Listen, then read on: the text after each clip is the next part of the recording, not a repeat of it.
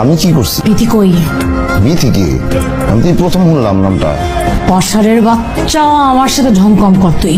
মিথ্যা কথা বলবি না, আমি নিজের চোখে দেখছি, আমি নিজের চোখে দেখছি তুই বিথিকে নিয়ে রিক্সা দিয়ে ঘুরতেছিলি। তুই বিথিকে নিয়ে রিক্সা দিয়ে কেন ঘুরতেছিলি বল বল। কখন? একটু আগে আমি নিজ চোখে দেখছি, স্বপ্নে দেখছি। ও স্বপ্নে দেখছো? স্বপ্নে দেখে আমার সাথে ফাফল নিতে আসছো? সব আউল ফাউল কথাবার্তা বাদ দাও, ঘুমাও, আমারও ঘুমাইতে দাও।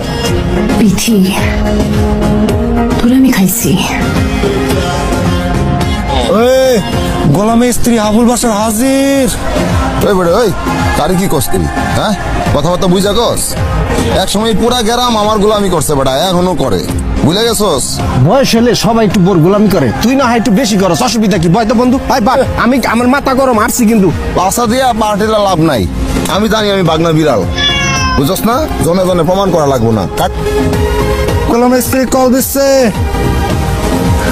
এই তোমার সমস্যা কি? তুমি জানো না এই টাইমে আমি কাঠ খেলি? তুমি জানো না এই কাঠ খাওয়ার সময় তুমি আমার ডিস্টার্ব করবে না। বসার কি কি বাসার কি? তোমার লাগে আমি বন্ধু বান্ধব ছেড়ে দিব নাকি? আবুল বাসার, তুমি ভুলে যাও না আমি কিন্তু একটা বাঘ। তুমি বুঝা যাও না আমি কিন্তু কুমির, কারণ বাঘের টার্গেট মিস হয়, কুমিরের টার্গেট মিস হয় না।